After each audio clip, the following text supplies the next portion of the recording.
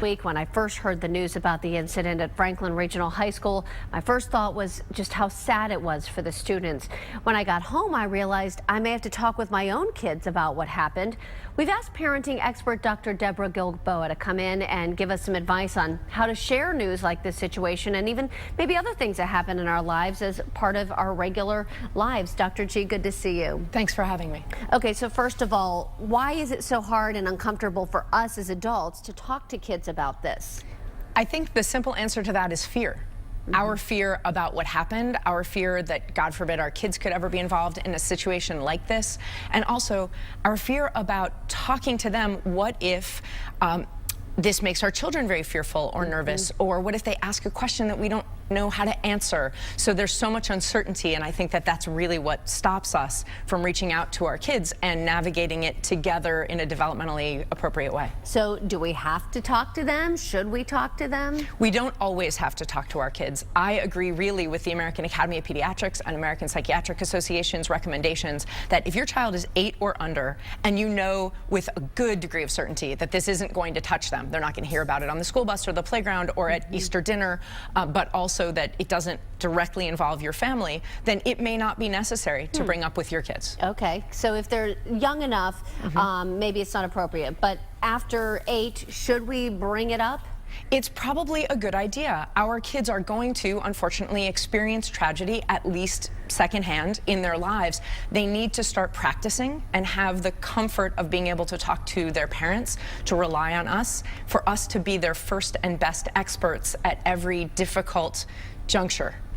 And so whether it's the school shooting that they might, or I keep saying shooting, stabbing at Franklin Regional, whether it's something like that, or maybe even something like a divorce or a death in the family, all those things, I mean, it's going to come up at some point in their lives. For sure, we're going to have to talk to our kids about anything that's going on in our own family, because if not, they will find out almost always, and then they'll think they can't talk to us about it. Okay, so if we bring it up, then they know they can come to us. So once we talk to them, what should we keep in mind as we, start this conversation? The best thing to do, if it's at all possible, is to process our own emotions first, away from our kids, so that we don't feel like we have to be on display while we're having that first reaction. That's what our spouse or friends or family or spiritual advisor is for, so that we have a chance to feel our feelings and then take a deep breath and be more stable for our kids in that conversation. So if you're really worked up about it or anxious yourself,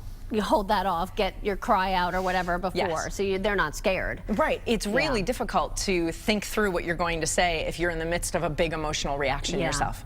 So first you get that reaction out of the way if you can at all. Sometimes we hear about things when we're with our children, but still take a breath. And then the next thing I think is to decide what's the message you want your child to hear. And this depends on your child and their age and what happened and how close it will be to your family. So if you have a family member at this school, then the first thing you're going to want to be able to process is the message is probably, but your cousin is okay. Okay. Because that's going to be your child's first concern, just as it was probably yours. Sure. It might be, this is something terrible, but everybody so far is all right. For now, the best news, when I talked to my 9-year-old about it, my message was, thank goodness, all the kids are alive. Exactly. Everybody survived. And then, I mean, as in the news business, it's hard for us too sometimes to process, but it's wonderful to be able to focus on the good things like the heroes and these kids who did amazing things in the face of fear. I think that's how to end this conversation. So you want to be honest and direct with your kids, give them however much information you feel is appropriate for their age and your connection to the situation, and then focus on the heroes.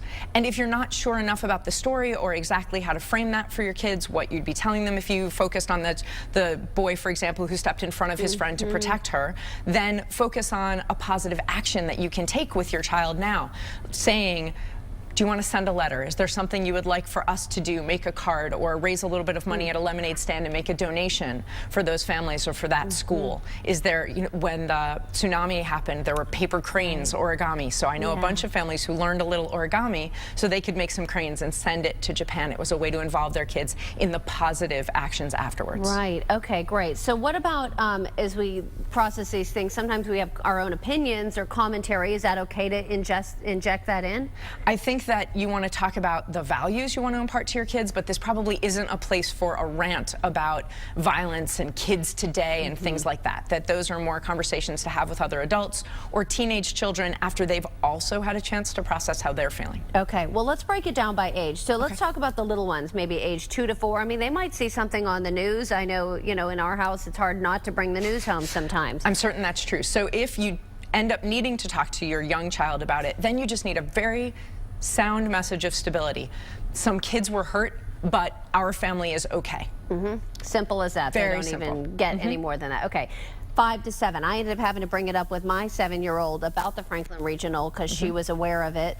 What do you do for that age? For these kids, you want to also focus on positive action, and also they're too young for blame to be an issue, to bring in, was there a bad guy? How did that happen? Just to say, some kids were hurt and they were scared.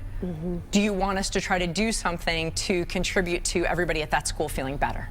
Is it okay to say, I mean, I worry that she might be afraid it would happen at her school. Is it okay to say, you know, schools are very safe places and you don't need to worry when you go to school? Yeah, and I don't want anyone to misunderstand that I'm saying give this one sentence and then shut down the conversation. Right. This is giving a little bit of information and then seeing what they say back. Yeah. So, and maybe the next day or that night at bedtime or a few days later saying, hey, did you have anything you wanted to ask me about that, or any feelings you wanted to tell me about? So that they know this can be an ongoing conversation.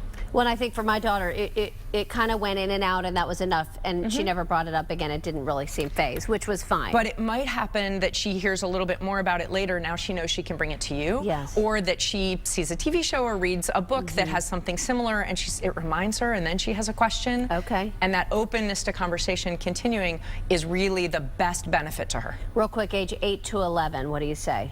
For these kids, I think it's great to start asking them what they know. Some kids were hurt at a school near Pittsburgh. Did you hear about that? Okay. And then go from there. 12 to 14. For older kids, we want to give a little bit more information and start to say, a child hurt some other kids at a school near here. Did you hear about that, or do you have any reaction to that? Okay, and then lastly, 15 to 18-year-olds. For high schoolers, I think we have to be very clear with them. These were their peers. Yeah. And so someone stabbed some students out of high school. Did you hear about it? What's your reaction? And then you can actually have a real conversation, almost like an adult with them. And actually, I think you're going to be surprised at the level of conversation with kids across the ages, what they want to talk about and what they don't need to talk about. Yeah, great advice. Thank you so much, Dr. G. To find more resources, go to our website, kdka.com/PTL, to find the link to Dr. G's free